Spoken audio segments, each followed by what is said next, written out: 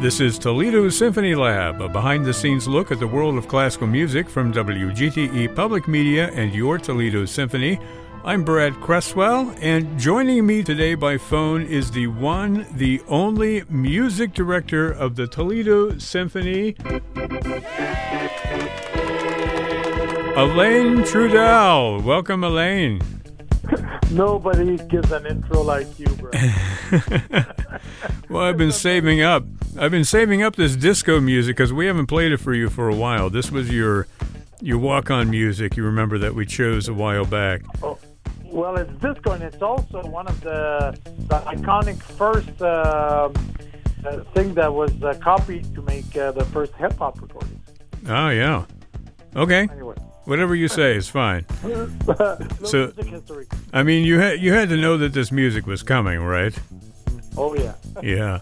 So I'm calling the program today Alain Alone. We have to say that 10 times fast, Alain Alone. That means, of course, that Alain Trudel is here with me one-on-one. We're going to ask a lot of questions, play some ice-breaking games. The whole idea is that you, dear listeners, get to know our music director a little bit better. And with that in mind, let me turn off this music and bring in something else. There we go. This may be totally inappropriate, but I wonder, Alain, if you could sort of go back and recap some of the musical highlights of your journey to Toledo for folks who maybe don't know or don't remember in the past when we've talked about your musical life. Give us a little Alain 101. Over the music of Alouette? Okay. Well, thanks a lot, Brad, for having me again on the and doing a little one-on-one. It's very nice, and I appreciate it very much. And hello to everybody who's listening. Well, I started off. Both my parents were jazz musicians. My mother was a cabaret singer. My father was a jazz drummer. By the age that I had any interest in music, they were not in the music business anymore because, it's very difficult in the club scene to make a living as a musician. So they both did something else. But when I started really playing at 12. I started in municipal brass band, if you want to call it. It was a kind of a fanfare. It was a brass band that was started by a policeman and some guy who had an trophy engraving shop, and a guy who had an ice cream parlor. And they had this band that was called Les Rythmiques de Montréal. And you would play like trumpet, trombone, euphonium, tuba, or percussion. That's all the instruments they had. And we did parades, and we played bingo, those who remember what bingo is. And we raised some money. We sold a little chocolate at the subway station, and we did we went around. Actually, I did my first trip outside of Canada with them. We went to Florida to play, with our brass band and all the big attraction parks. And it was a very, very nice experience. I was in there for 3 years. I played valve trombone. I came in, there were 16 trombones, and I was trombone number 16. And Wow. I practiced a lot. Yeah. But I was always they had little trophies for people who were always on time, who didn't miss any days of the practice, and we had little uniforms of people who paid attention to the instruments. So I was kind of always there, and always very eager, very interested, and I love music. It's just I was just starting, so I didn't know much about it. Even if my parents were musicians, it's very different. But I'm still very friendly with, very good friends with some of the people that started with me in that band many, many years ago. Still very good friends. I'm 55 now, and I was 12 when I started a friendship that lasts forever. So they know what they were doing. It was more community work. It was more like, cause it didn't cost anything. We're all very poor in my neighborhood, mostly single parents and people on welfare, and and I was definitely among those. And we didn't have money to have music lessons or to do anything. We were not even to buy an instrument. So I started there, and we made some really great friendship. Made actually not bad music together. And it was back in the day where you would write things on on what's it called? You write it on a piece of plastic, not plastic, but and you put it over a projector, and people see what you've written on that. Yeah, I know what you mean, but since you've forgotten the word, I've forgotten the word too. So let's just say a projector, like a slide projector kind of thing. Yeah, well, exactly. So we learned our music like that. We had to copy our own music, bring it home, and we actually printed our own music, like with the the blueprint that you had to turn around the little thing that pressed your sheet of music. So we're all full of ink and coming back home. So we didn't have a lot of means, but we had a lot of desire, and we learned to write music, to be together, to play together, to be as a community, and to actually become better and better at our instrument. A lot of us did quite well, like one guy plays with Celine Dion, played with Celine Dion, but she's done now, in Vegas for a long time. Another one played in a very commercial band here, very well known. And so, there was a lot of good that came from that. And basically it was to keep kids off the street. So that's how I started. But then my interest for music kept going. And by the age of 3 years after that, just before I was 15, I decided to audition and enroll for the Conservatoire in Montreal. And because the Conservatoire was free, not because it was the conservatory, because I didn't know much about those things, but I heard that it was free if you got in. So I enrolled. I finally got in. I didn't get in right away, but I got in. And then after that, it started going very well. I had private lessons. I started playing. Actually, the first orchestra I played after high school was the Montreal Symphony. And then I played in the youth orchestra, and then I played in the school orchestra. You went backwards, sort of. Yeah, I know. Well, the thing is that school, it's like seniority. If you're not in the last few years of the program, you don't really play in the orchestra. But at the symphony, you do an audition. And when I was 17, I auditioned for the symphony, and I made the finals of an international audition. And they didn't pick anybody, and the two people in the finals were actually two from Montreal, and we just kept playing. So during that time, I learned a lot from different conductors coming to conduct us, because there's an amazing orchestra in the 80s. Well, still a great orchestra, but it was like a world-class orchestra in the mid-80s to the 90s. And we learned a lot about having conductors. It's basically, you watch and say, oh, yeah, this is something I will really do. And this sometimes you want to say, my God, I will never do this, or I'll never treat people like that.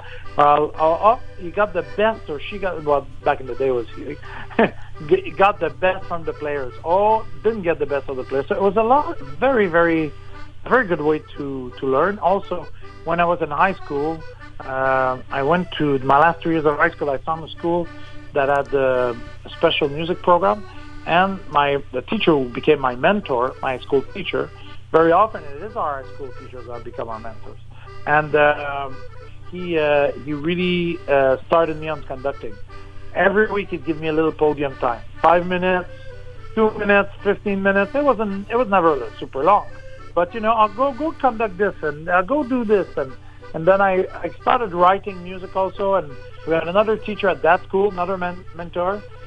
He would always look at it and be very encouraging, saying, "Oh, you're getting the hang of it." He would never tell me it was good or bad, because it was probably very, very bad. But he would always say, "Well, oh yeah, you're getting the hang of it. You're getting the hang of it," and it was very encouraging. And then at Conservatoire, I learned more about classical music, because I hadn't done any classical music before I was 15.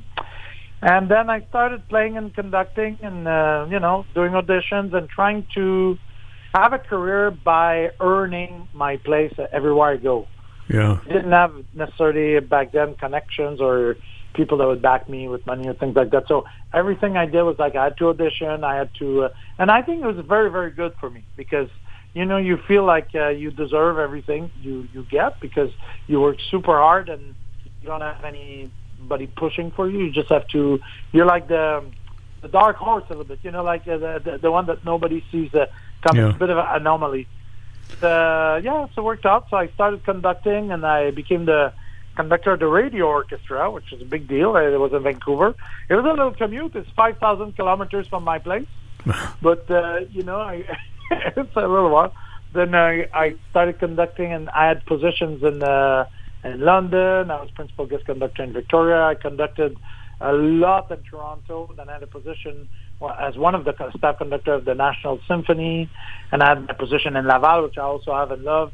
And finally, I had this dream job in Toledo with my dream colleagues. I mean, this is the best position anybody can have.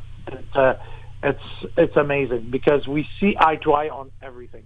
Yeah, that's wonderful. And such an interesting story. I mean, some of the takeaway of what I'm hearing is the idea of mentorship, the idea of people who played an important role in your life, as well as the idea of community coming together and creating something. And then all of that, is put into the mix with your temperament, which is typically very modest. I think that anybody who listens to you talk would certainly say, well, this is a conductor who is not fitting the normal mold of like the egotistical kind of, ruler of the orchestra. You have a different approach, and I think it works very well here in Toledo. I'm talking with Alain Trudel. It is Toledo's Symphony Lab. We're doing a one-on-one today, talking with Alain about his career and his association with the Toledo Symphony. Alain is the music director of the Toledo Symphony and a regular guest on this podcast, I should mention. Okay, Alain, we're going to do something a little fun now. We're going to dig a little deeper beneath the surface of everything that we just heard. We're going to do a lightning round of a game called This or That.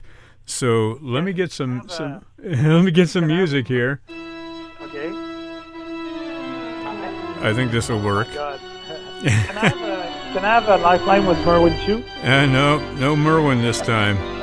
This is all you. Nobody wins. We just get to know you a little better.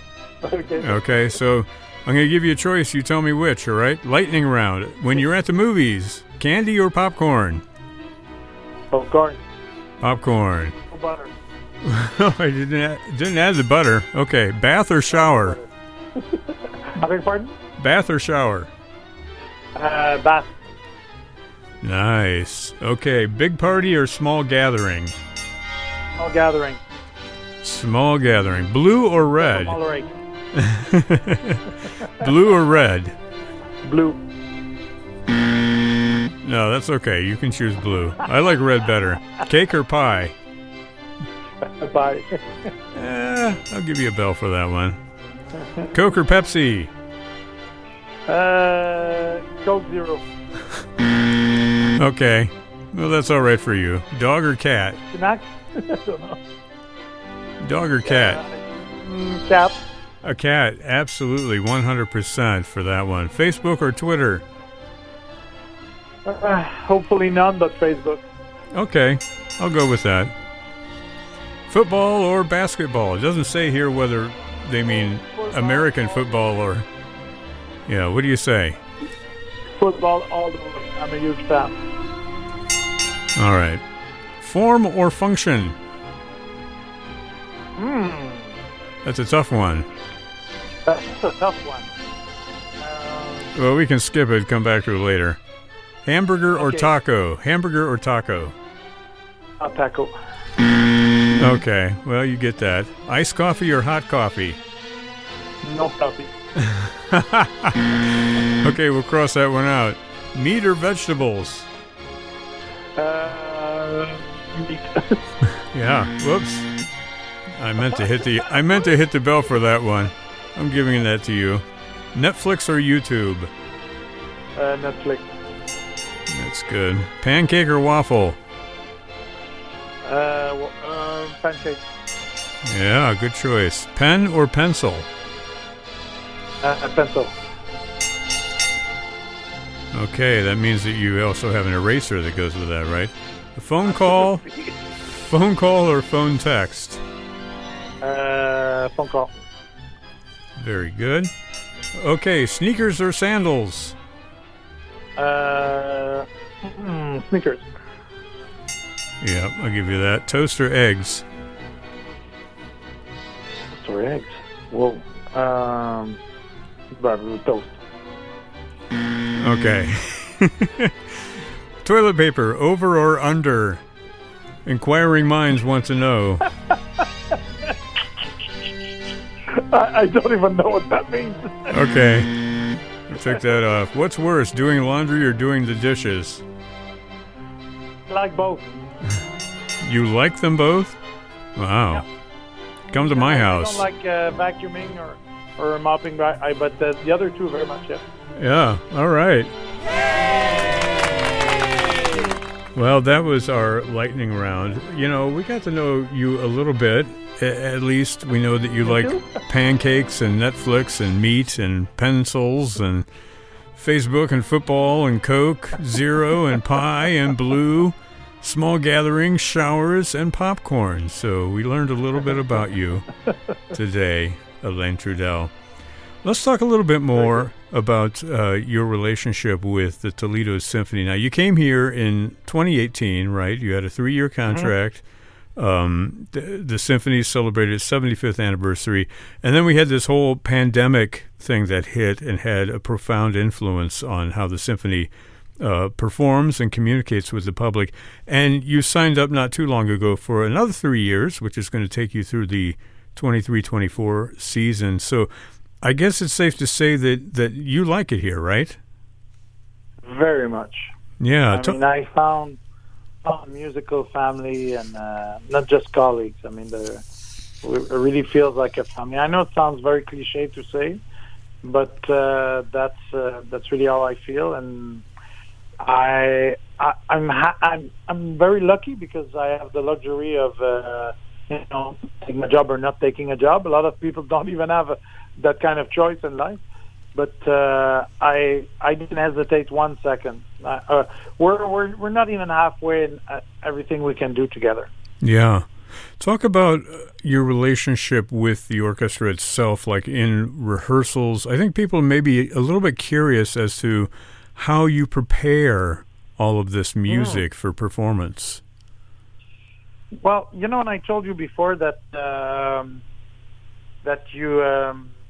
I learned a lot from playing in the orchestra about other people's mistakes. Yeah. I learned a lot from that. There were some, there's a few conductors, very few conductors, that are really good at rehearsing. And there are very few of them, but they're really good at rehearsing. Everything is prepared, and at the same time, you're flexible enough to turn on a dime if what you've prepared is like, something needs more and less. And the experience, nothing replaces the experience that you can have also in the training, of your ear, and because doing a beat pattern is not the hardest thing in the world, Yeah. But it's mostly how you're going to.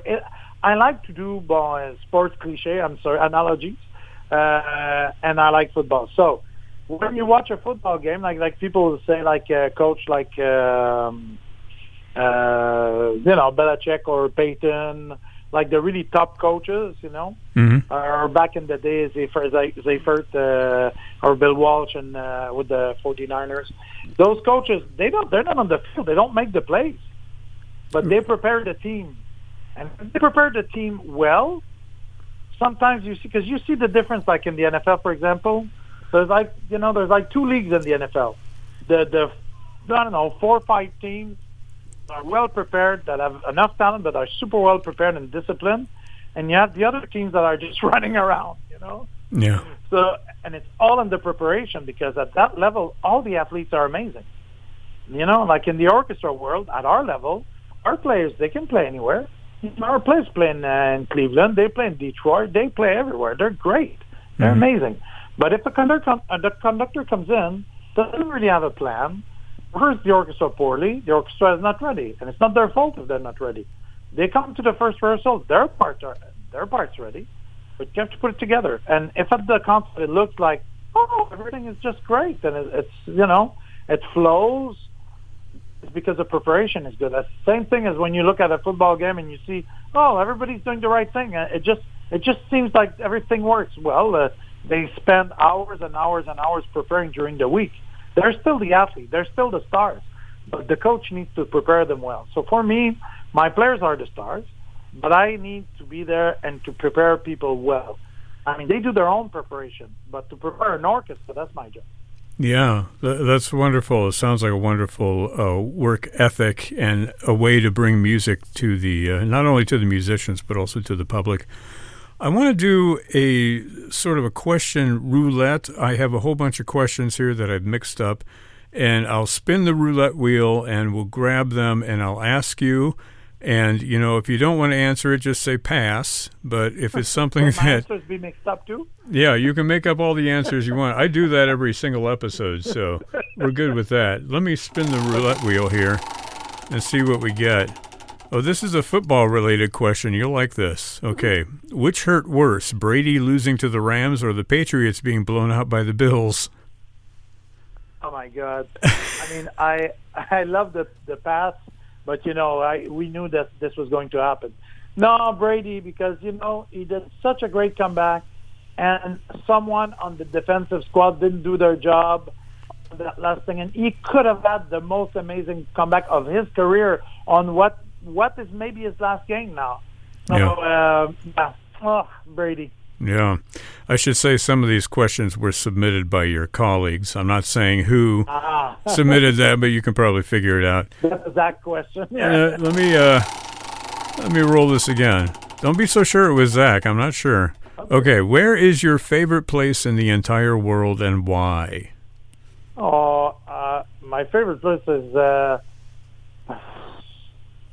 it's actually in the chair that I'm sitting right now while I'm talking to you, but with my daughter in my arms because she's 12 years old. Oh. Anywhere I'm holding my daughter, my youngest daughter, and I love my older kids, but they're adults now, so that's the same. I still have your young daughter on my soundboard here. What's up, guys? There she is.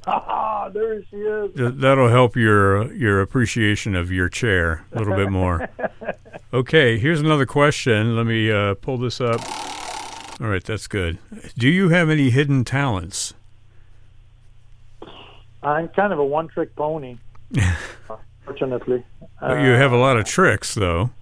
It's all about music. Yeah, yeah. All of them are in music, unfortunately. Okay, you're not like a secret cook or a carpenter or... No, I cook okay, but I mean, I'm not like Joel. Our principal flute is a chef, He's amazing. Wow. But no, I'm just, they're all in the realms of music. Okay. All right. Name something you miss about playing trombone as part of an orchestra. You talked about learning a lot while you were playing the trombone. What do you miss about not playing it in an orchestra setting? I don't miss not playing trombone in an orchestra because I found it very difficult. Yeah. I miss when I don't have enough time to play trombone. Like sometimes it happens during the year, like maybe for a month or two, I'm too busy, can't play enough. Then I miss just the contact and making a sound, like being the one who makes just a sound. As a conductor, you kind of manage sound. You create a space for the sound to live, to evolve, and to magnify. But you don't make that sound. So to make the sound is the big thing I miss when I don't play. But in the orchestra, what's so difficult is that sometimes you wait. People don't notice. You wait sometimes 40 minutes, 45 minutes before you play your first note. And your first note, nobody else plays. It's just the trombone section.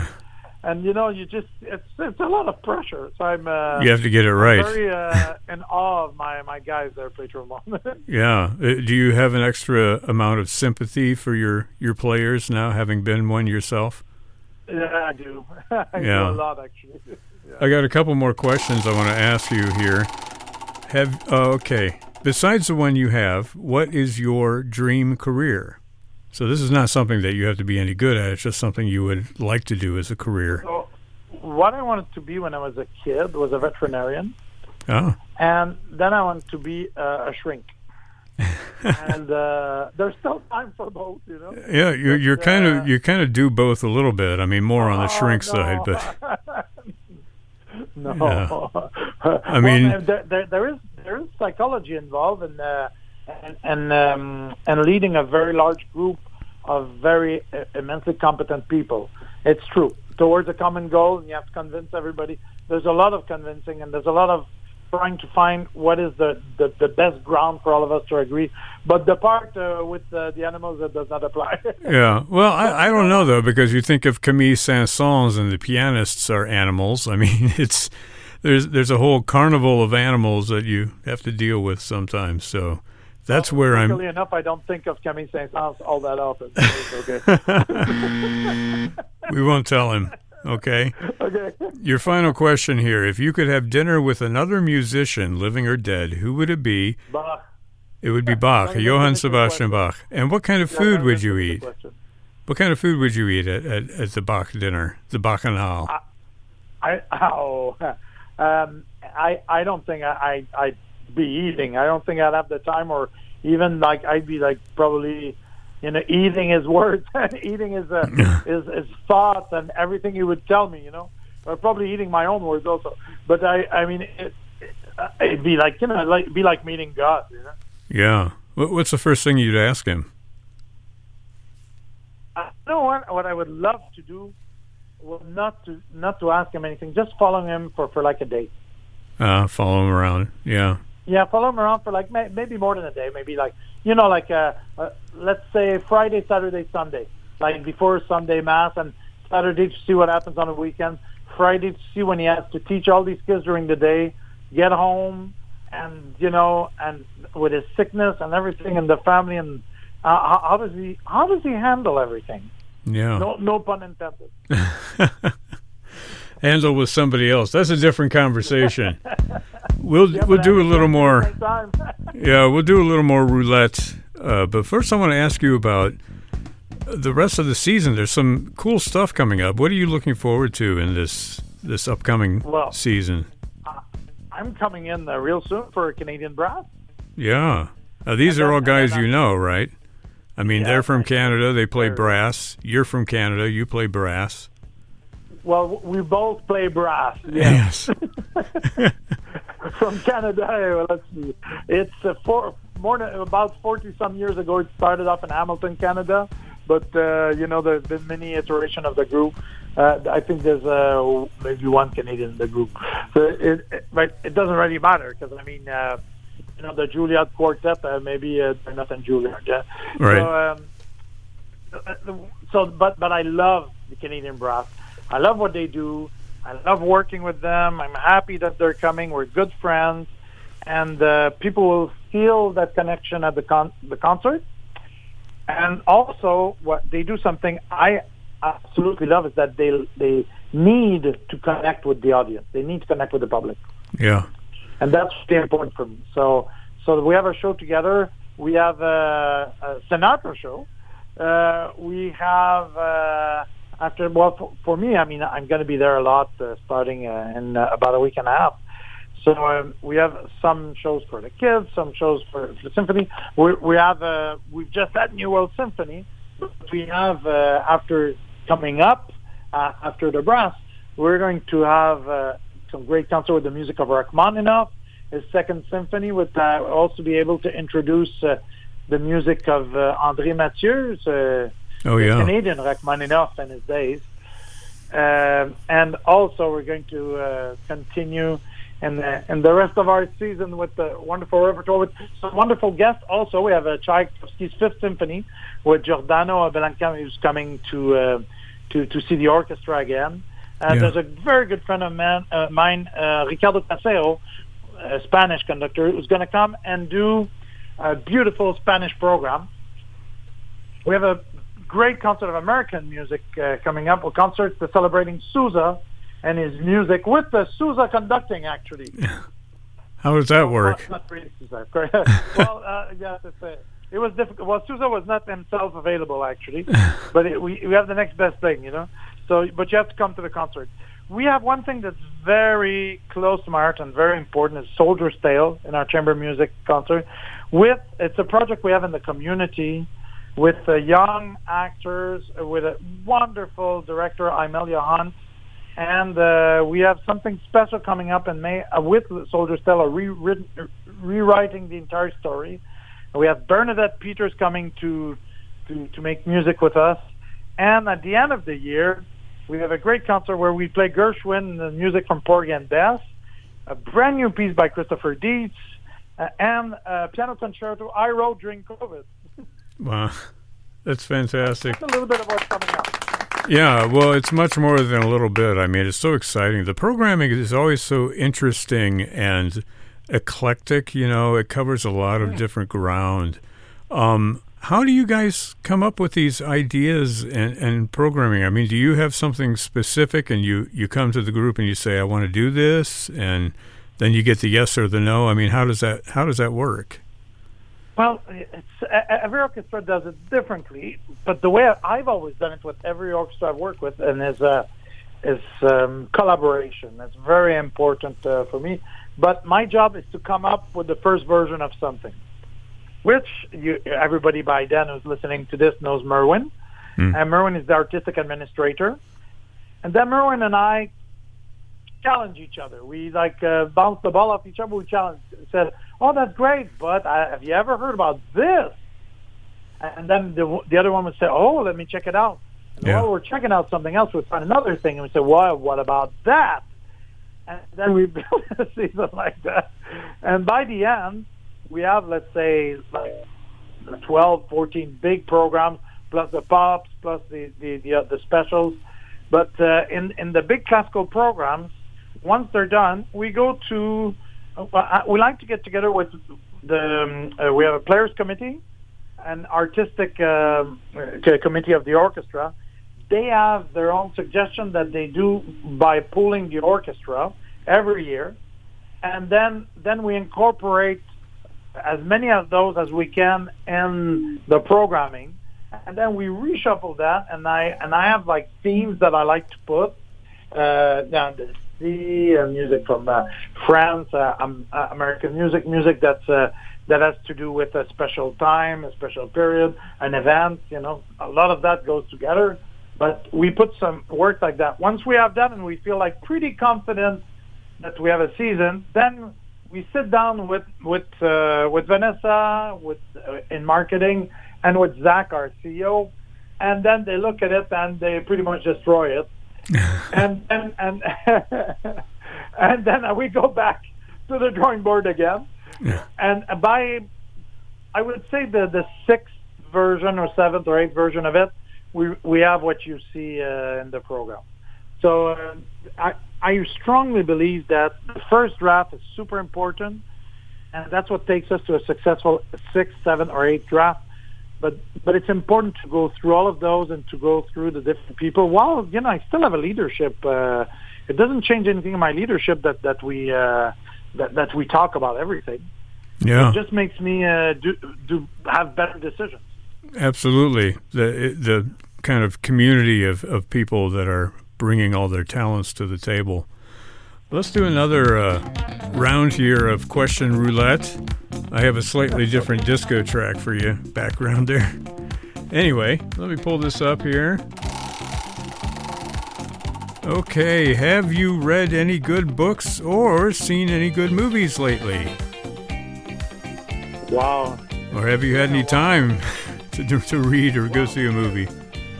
Movie theaters were closed in Canada for a long time. Well, you can watch them on TV. I'm busy. Yeah, in Toledo, I'm busy non-stop meeting people and going around, and so I don't go out to movies all that much. But in the time of reading, I have so much to work on. But I do watch some TV. That's for sure. Yeah. Let me see. To give you a little idea of a movie I really liked and how long it's been that I really had time to watch it. I love There Will Be Blood. That was an amazing movie. Yeah. That's already like more than 10 years old. Yeah. Great music, though. Oh, my goodness. But I would say, series, I like to watch series, you know? Yeah. I like movies, but I like to watch series. So, there's quite a few series like Netflix and other series like that I love to watch. I like to watch things that have conflict and things like that because I like they take you outside of your life. It's a little bit like Aubrey, you know, they do things that are so off the wall. You know, like if you watch, something like Billions or that's not on Netflix, that's on another channel, but or of course House of Cards doesn't play anymore, but and also back then House of Cards was way off the wall. Now it's just something that could happen, but It's really interesting. I don't know. I mean, it's like opera. It takes out of yourself, out of your world. It's kind of it's all things that really don't happen in your life. So it's kind of cool to watch. Yeah, totally. Okay. If you could play a woodwind instrument well, well is in parentheses, what would it be? Woodwind, not brass. Woodwind. Yeah. Well would be the oboe.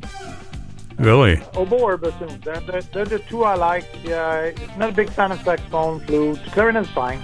But I mean, of course, if I could play flute like Joel, yes, of course, I'd play clarinet like like George, yeah, no problem.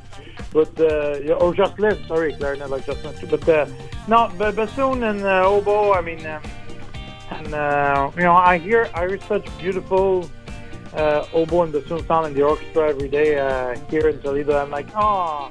Well, as a former bassoonist myself, I approve of your choice there. Absolutely. Yeah, but in general, I like instruments that are in the range of a bassoon, viola, cello. They're like that's pretty much my speed. Yeah. Okay. Next one. Your favorite non-classical album? I have so many. I don't really listen to classical music all that much. I lots of hip hop album I really like. Really? My favorite album of my life is Sure Love Supreme, John Coltrane. Oh yeah. Well, I mean, that's the real deal. That's not so far away from the classical world, really, when you think about artists like that. It's one of the greatest things ever, work of art ever produced.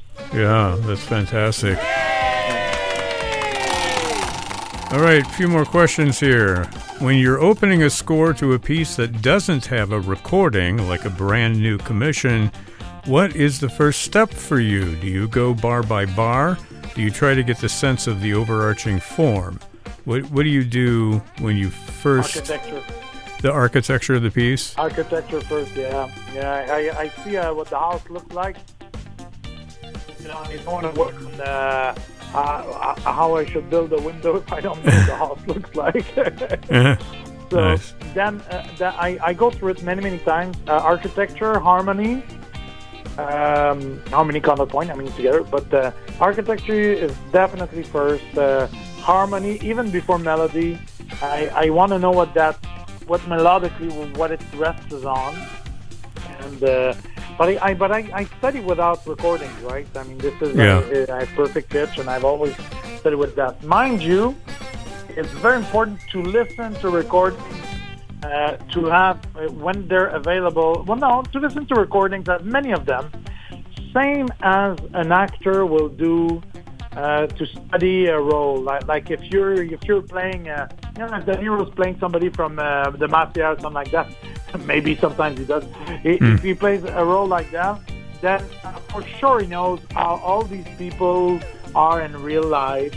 So I really need to hear Strauss conduct Strauss, Karajan conduct Strauss, Abado conduct Strauss, the American orchestras with Strauss, European orchestras with Strauss. And when I'm finished with that, then I open my score. But I don't do it while I study the score, because you can develop a lot of bad habits. Yeah. Because whatever comes into your ear while you're reading something will stick. So you're going to wind up copying stuff. Absolutely. There's a difference between studying the character of something and then getting into studying the score, and studying with a video or studying with a recording at the same time. That I don't recommend. It's Toledo Symphony Lab. I'm talking with Alain Trudel, who is music director of the TSO. We're doing a one-on-one today. I got one more question for you, Alain. Okay, if you wrote an autobiography, what would the title be? And let's hear the title in both French and English. Oh, boy. Okay, maybe an idea could be like, I made it to the end. How do you say that in French? I don't know. But you speak French, right? You know what? Yeah, I know, but I would find a nice switch. Maybe I could say like I I made it to the coda. Right.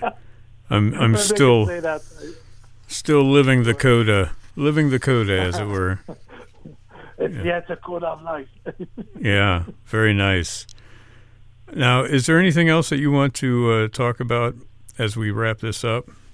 We've done about... No, I mean, I'm just very grateful that we get to spend this time together. Okay. And, this is a time, this is a tough time for everybody. I mean, and it's, for some people it gets worse. I mean, because it's long and it's never ending. It seems like it's never ending, but, let's keep in mind it's going to end. It's going to end at some point. We're going to be fine. But let's not be, how could I say, naive and think that everything will be the same.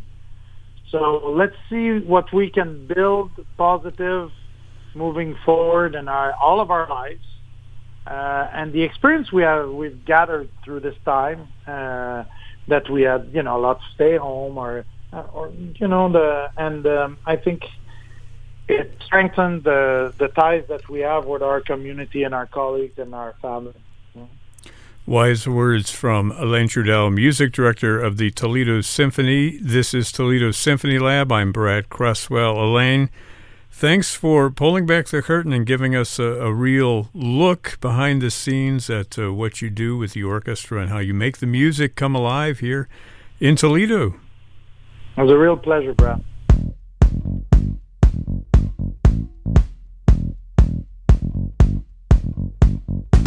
This program is a production of WGTE Public Media in collaboration with our sponsor, the Toledo Symphony, with generous support from the Rita Barber Kern Foundation. You can download episodes of our program as a podcast by going to our website at wgte.org/lab. You can also subscribe to us through your podcast app of choice, including Apple and Google Podcasts. Don't forget, you can find out all about the upcoming events at the Symphony by visiting their website at toledosymphony.com and their various social media outlets on Facebook, Instagram, and Twitter. You can find the TSO streaming platform online at stream.artstoledo.com. My thanks to Alain Trudel. I'm Brad Cresswell. You've been listening to Toledo Symphony Lab from FM 91.